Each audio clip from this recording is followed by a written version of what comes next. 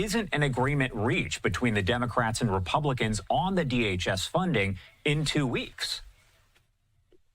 Well, that'll be interesting. Hopefully the other 5 bills will pass and we'll have all those in place. If Homeland Security, however, doesn't come or is not enacted. Live from Michigan Avenue, this is Good Day Chicago. And just like that is a new week. We're Good back. morning, and thanks for joining us. I'm Gabriella Primus. I'm Brian Jackson. Here's a look at some of the stories we're following for you this Monday morning, including the man charged in the death of a pregnant woman in Downers Grove is now back behind bars. The partial government shutdown will last for at least one more day, what Republicans and Democrats are saying. And Mike says we're in for another cold week, but at least it's not as bad as the past couple of weeks. He even felt a difference this weekend. No kidding. Yes. Stuff was even starting to like drip a little bit off the house. Yeah. All right, take a look at that shot there, and you can see what appears to be a little snow still coming down. There's also some patchy, freezing drizzle. Now, this is not a big storm system, but it may create some slippery spots, especially on untreated surfaces like your sidewalk, your back porch, some parking lots. Watch out for that this morning. Just some light precip crossing the area right now. Let's talk about where temperatures are headed. Oh, and by the way, happy Groundhog Day. Yeah, we're going to be hearing from Punxsutawney Phil and Woodstock Willie later today. We'll be drying out at 9, chilly and cloudy, 27 at noon, and we'll keep those temperatures in the upper 20s this afternoon with maybe a few peaks of sunshine. Back to you. All right, thank you, Mike. The man charged in the death of a pregnant woman in Downers Grove is back in jail. 19-year-old Nitas Ravukas was hospitalized in critical condition after self-inflicted injuries while in jail. He is accused of stabbing 30-year-old Eliza Morales and setting her on fire. It stemmed from a sale on Facebook Marketplace. He faces first-degree murder charges, among other felonies. A water main break in Dixmoor is having an impact on more than half of that community. That break happened on Sunday at 139th between Dixie Highway and Thornton Road. Village President Fitzgerald Roberts says that the 8-inch water main is a major line. And just last week, another water main break in Dixmoor forced the closure of 2 schools. The partial government shutdown will now run until at least tomorrow. House Speaker Mike Johnson plans to hold a vote tomorrow to reopen the government. The shutdown went into effect after lawmakers failed to pass a funding bill by Friday's midnight deadline. Democrats blocked passage unless changes are made in ICE enforcement. We held our ground and made clear our demand. The Senate must separate the Homeland Security's bill out of the large appropriations bill and allow this chamber to make real changes to overhaul ICE and to end the violence. We have to allow ICE to do its job. We have to allow Border Patrol to do its job, and we're going to make sure they have the funding to do that. Democrats are calling for the unmasking of ICE officers, requiring they carry identification and use body cameras. We know the presidential election is more than 2 years away, but Illinois is already making a push to have the first Democratic primary. The Democratic National Committee says they would hear pitches from 12 states that want to be first on the primary calendar. That includes Illinois. Usually the first primaries have been held in New Hampshire, Iowa, Nevada, and South Carolina. Well, today marks 18 years since the shocking murders of 5 female store employees at a Tinley Park Lane Bryant store. A man posing as a delivery driver pulled out a gun, forced women into a back room, and then fatally shot them. A store employee who survived the shooting gave police a description of the killer. We are months away from the start of the WNBA season, and there's controversy off the court for the Chicago Sky. A minority owner is suing the principal owner, Michael Alter, accusing him of misrepresenting the value of the franchise for his own benefit.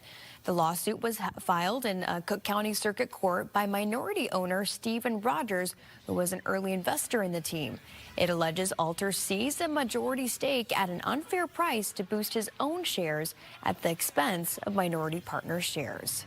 The Chicago Sky posted a response from Alter's attorney on the website.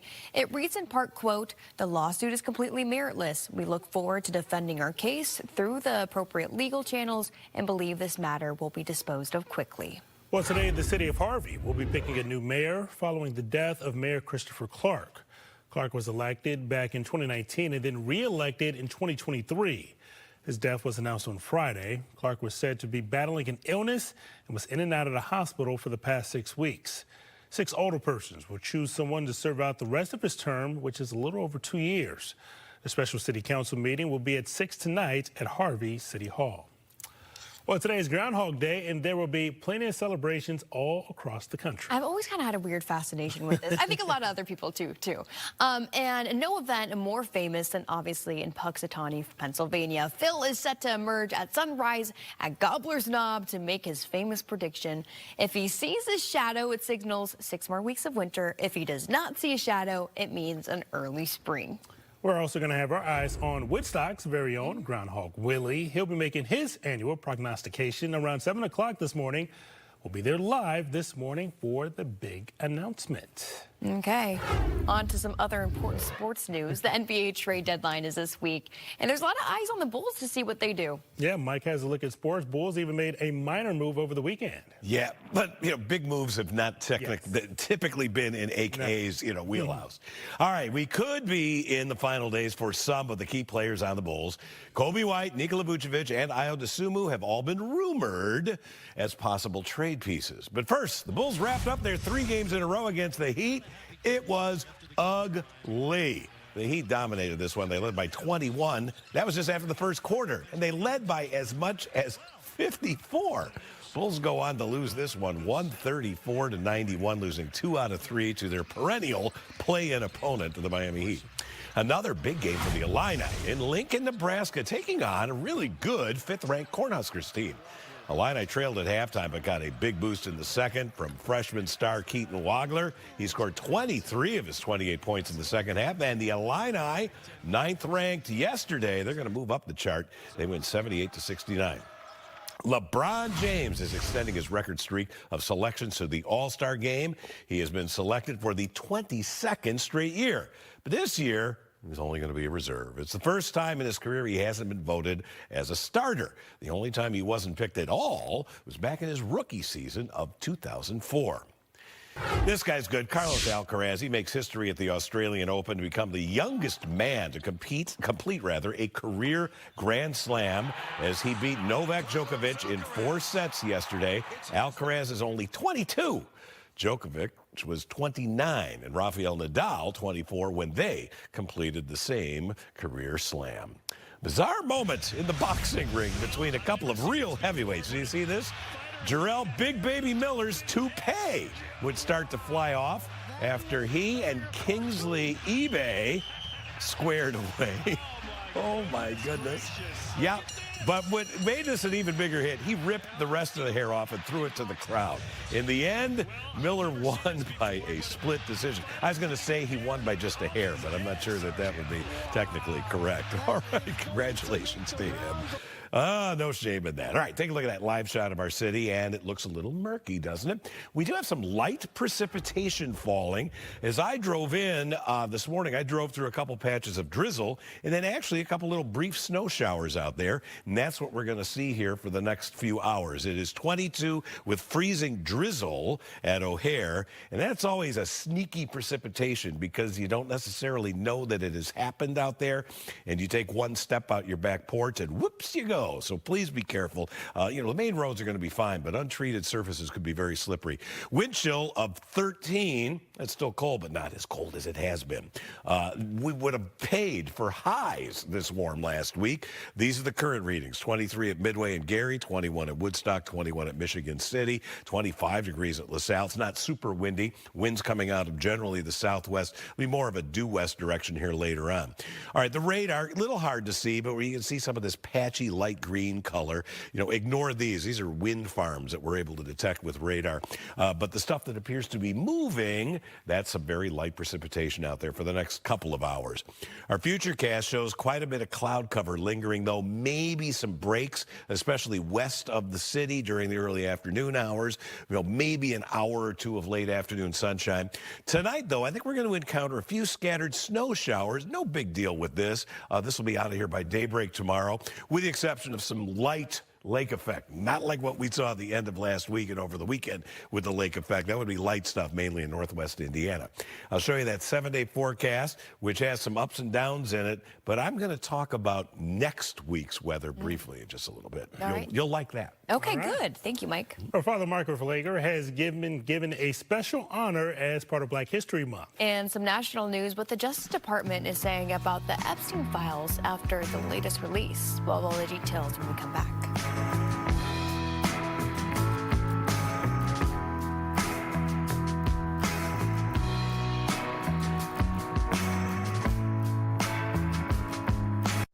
Go!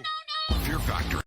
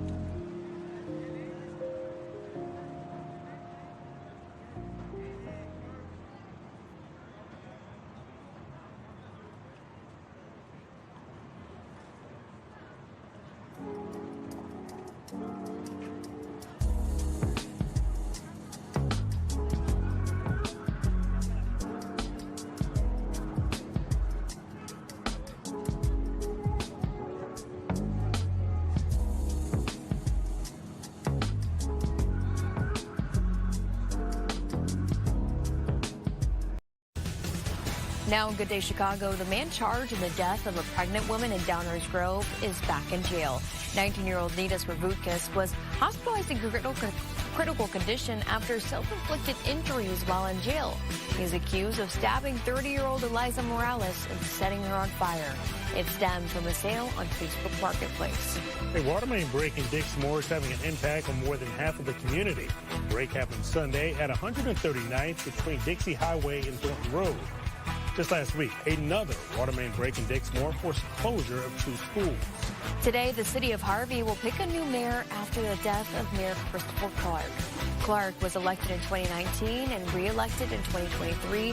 6 alderpersons will choose someone to serve out the rest of his term, which is a little over 2 years. As we begin celebrating Black History Month, Chicago priest and civil rights activist Father Michael Pfleger is being honored for fighting on behalf of people of color. Father Pfleger was honored by the congregation at King of Kings Missionary Church. There was also a special unveiling of a sculpture of Father Pfleger created by Pastor Roy Yarber, who spent the better part of his life creating works of art to honor those who inspire him. Love is no color. Love is our Father. And what perfect timing to have him here, the ones that stands on the grounds and fight for decency and honor. So whether he's a white man, red man, yellow man, he's the right man. Black History Month, there's a white guy, being honored. So it's very uncomfortable, but also really it's a blessing. It's a blessing to have folks say we appreciate what you do. Father Pfleger's commitment is driven by a belief that there is no history richer and more powerful than Black history, vital to be passed down from generation to generation. A 5-year-old and his father, recently detained by ICE, are back home in Minnesota. Liam Ramos and his dad were released over the weekend from a family detention center in Texas following a judge's orders. Government officials say the father entered the U.S. illegally from Ecuador in 2024, but the family's attorneys say he has a pending asylum claim which allows him to stay here. A new warning from Iran's supreme leader. He says any attack by the United States would spark a regional war. The warning comes after President Trump threatened to strike Iran over its deadly crackdown on nationwide protests. The protests resulted in unrest that's killed thousands of people. The president also warned the U.S. could take military action if Tehran does not agree to negotiate a nuclear deal. An official with the Justice Department is downplaying the possibility of additional criminal charges coming from the Epstein files. The Department of Justice released more than 3 million pages and thousands of videos and pictures of the Epstein files. Deputy Attorney General Todd Blanche says all the emails and photos do not allow them to necessarily prosecute anyone. I can assure that we complied with the statute, we complied with the act, and there is no, we did not protect President Trump, we didn't protect or not protect anybody. I mean, I think that there's a hunger or a thirst for information that I do not think will be satisfied by the review of these documents. And there's nothing I can do about that. The evidence comes 1 month after a court-ordered deadline to go public. The Kennedy Center will close for 2 years of renovations come July 4th. President Trump made the announcement on Truth Social. This follows a series of performance cancellations since Trump's takeover of the center. That includes adding his name to the building and removing the previous leadership. Trump says the proposal is up for approval by the Kennedy Center board. Time is now 4:46 this morning. Checking back in with Mike Kaplan. Mike, it feels like it's been weeks since we've seen the 30s, but we're getting closer. Yeah, I think we have a couple days this week where we might be really close to freezing, and it won't be that far away today. Right now, there's still some light precipitation in the area. In terms of snowfall, overnight, I picked up just kind of like a brief coating on the driveway. That was it. Not expecting much more today, even though there are a couple of light snow showers out there. What's falling now is mostly freezing drizzle, but there could be a little bit of snow sneaking in overnight. You see our model is spitting out maybe a couple tenths of an inch, especially south of the city. That's it. There's no big snowstorm in sight this week. Knock on wood. Today, 28 for the high. We will have a little light mix of precipitation for another couple of hours, and some of it's going to be like a freezing mist, and that can create some slippery spots in areas that have not been treated with salt. So watch out for that, especially in your own yard. 28 again for the high. Tonight, a couple of snow showers. A lot of us will get nothing, and no one will get much. 16 degrees for the low, mostly cloudy sky. Look at the 7-day forecast. We got 28 tomorrow, maybe a snow shower tomorrow night. Could be some lake effect too, light lake effect for northwest Indiana. 25, a little cooler on Wednesday. Then 30 and 32 for Thursday and Friday. Could be a snow shower Thursday night and Friday morning. It does get colder over the weekend, but that is the lead-in to next week's temperatures, which I think will feature a bona fide thaw, Gabby. I'm talking about a few days where the highs will be in the 40s. How about Mike, that? you're kidding. 40s. Someone pay you to say that. Oh, my goodness. All right. Well, if you're traveling today, make sure you have your real ID or you'll face a fine. And we're going to have a look back at the big winners at last night's Grammys. Hopefully some of the fashion, too. We'll have all the details coming up.